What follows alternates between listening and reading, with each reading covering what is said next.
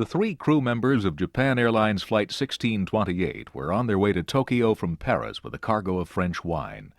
They had just left Canadian airspace and entered Alaska when pilot Kenji Terauchi says he saw several wavering yellowish-white lights. The crew members dimmed the cockpit lights to make sure the lights were not just a reflection. They said they observed a walnut-shaped object as long as two aircraft carriers, illuminated by the cargo plane's flashing strobe lights.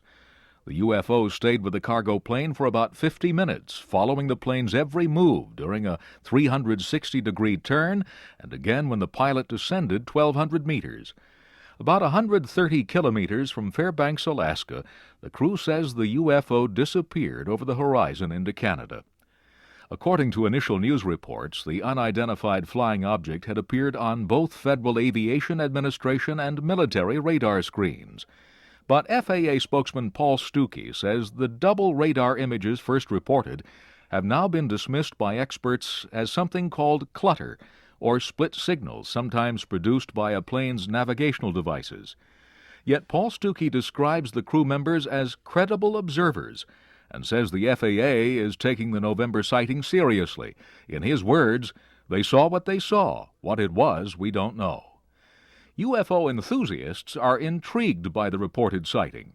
The Mutual UFO Network is an organization with 1,500 members around the world that has collected on computer information about 60,000 UFO sightings. The organization says a large percentage of encounters with unidentified flying objects are reported by pilots, but are seldom made public because most airlines forbid their flight crews from talking with journalists.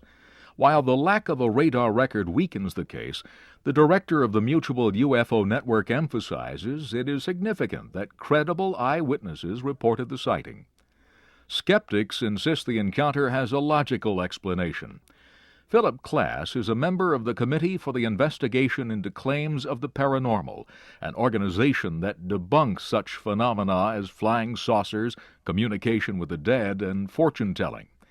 Philip Klass believes the pilot did indeed see something extraterrestrial, the planet Jupiter.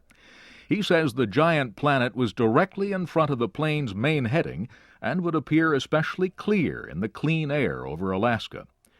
Also, bright stars or planets appear to follow every move by a plane.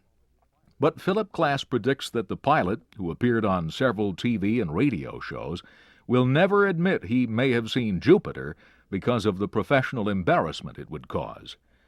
The Federal Aviation Administration will release a final report on the incident by the end of January.